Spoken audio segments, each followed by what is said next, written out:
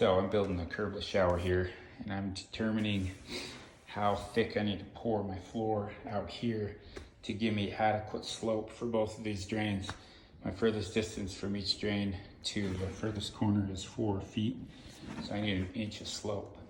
That's with my drains sitting right on some lath that will be here in 330 fast mud. So in order to get the right slope out here with the Dietrich heat, I need to pour this floor 1/2 inch thick, 300 square feet.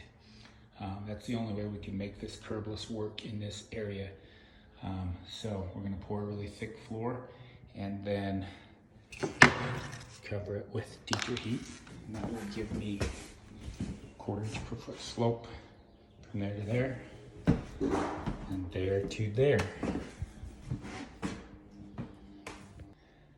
I got this floor all sanded down, nice and smooth, vacuumed and cleaned really good. I used some Rapid Set to fill in a few voids and some things. And then I also used Rapid Set to put these foam strips down around the whole perimeter. My good buddy Rod Catwick and my son Eli cut these for me over at Rod Cat Industries in Salt Lake.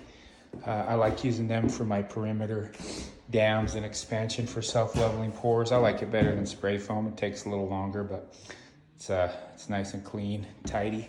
He makes all these cool little rings, vent protectors, toilet rings. So got this all ready. While this Rapid Set dries, I'm gonna run some errands. I'll come back and prime it. And then tomorrow my son and I will pour 25 to 30 bags of Planitex SLF. So we're getting set up to pour self-leveler. Got a laser set. I'm using my little pitch block gauge. And I know I need a 1/2 inch at this doorway. So set a 1/2 inch piece of Rod Cat foam down there. I'm gonna hot glue it down. Made a line on my block. My laser hits that line. And I'm gonna go over throughout and adjust. Gets a lot deeper over here. We are at 5/8 right here. We are at 7/8 right here. And then into this area right here, this corner, we go up to like 1 inch and 1 1/8 inches thick. But then over here, we go down to 1/8 inch thick, down to absolutely nothing right at the door. So some of you are asking why I didn't just put down 1/2 inch plywood. That's why, because this floor needs some major leveling. So we've got it all pinned out. We're gonna get ready to pour it. So we're about ready to pour. So this toilet area is so thick. I'm like 1 3/8 inches thick over there, that I made a temporary dam here. I'm gonna pour this big section first, just simply because this area right here is gonna take 5 or 6 bags by itself. I've got 30 bags total. I wanna make sure I have enough. That way I can pour this whole area, and if for some reason I'm short, I can pop that down and pour this later. I think we'll have enough to do this part later today, but I don't want to run short and have the entire floor be too low. So here's our setup. Got the water dispenser. Love this thing for self-leveling. It's the way to go. I like to mix in 6-gallon buckets. I've had the big blue barrels before that you can put 2 bags in. Don't like doing that. Me and Wes can do 50 bags easily. Just using buckets works great if you hustle and got a system down. I got my spreader. This is just kind of to move the material around where we want it. Got the Ghetto spike roller. This is what I use. I've had spike rollers before, didn't really like them that much. This works just as good, and it's way easier to clean. Yeah, this is how we like to do it. We can do pretty decent sized pours like this. I usually don't do pours bigger than about 30 bags.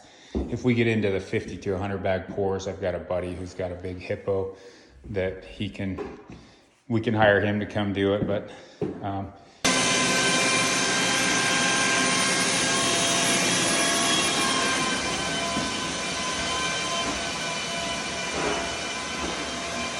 about 8 bags in right now.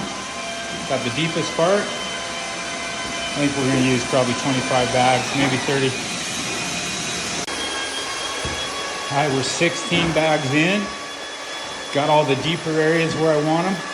The key to a good pour is to always keep a wet edge. Don't just pour one whole section and then move somewhere else. Just always keep everything connected. Pour bags back and forth so you've always got a live edge on this. Because that stuff over there is already drying out faster than the stuff we just poured. And so as you pour a batch, I blend it in a little bit with my spreader, and then I'll get everything poured here. And then as soon as that's poured, I'll go through it with my roller. Just kind of blend it all together really good. On a really big pour, when you're getting, 50, 100 bags, your far section is going to be dry by the time you're still working on this. So it doesn't always work. On a pour this size, we can keep it contained to where we can get it all down and then go through and work the whole thing before it dries out, unless it's like a really hot day or something. So anyway, back to it. All right, we just finished 26 bags. Worked out perfectly. We hit all of our points just right. Super happy with it. It's flowing pretty good still over in that corner. It's a little too stiff to work, but we already worked that. So I'm just gonna go through and work it all with this spreader a little bit. And I'm gonna put on my spike roller, roll through the areas that aren't firming up yet just to blend it, but it's already pretty blended. We don't need to do much. Super happy with it. My son Wes over here, he's a very experienced self-leveler. We've done so many pours together. He knows the system and we do it good and it goes quick, and yeah, couldn't be happier with this one. You can see this is 0.0 right here where we didn't need any. The floor is at its highest point right there at the doorway, which is awesome. Then we don't have a huge threshold. So we'll come back after lunch and pour that little toilet room. Call it good. All right, it's been about 2 hours since we finished pouring this.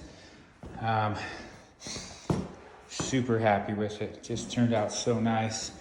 So we got our slopes exactly where we wanted them. So with that Dietrich heat on there, we get a 1/4 inch per foot, actually a teeny bit more on this side, which is great.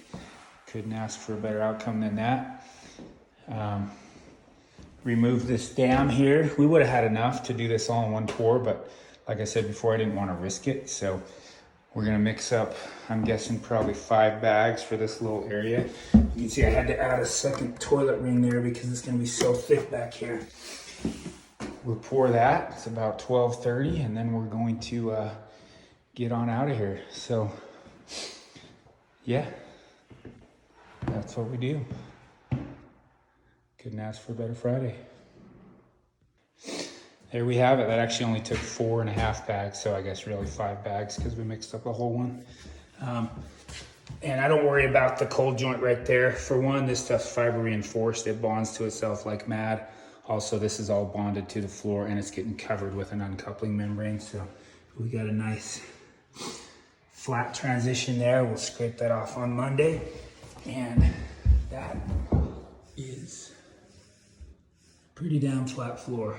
Can't wait to set tile on it. So now on Monday, I don't want to lay my Dietrich heat till I float this pan because I don't want to mess it all up. So I'm just going to lay one little strip of Dietrich heat on both doorways so I can gauge my mud to that exact height. So I'll put down lath and do a 330 fast thin pan in here. We're going to basically treat it as 2 separate shower pans with kind of a hump in the middle.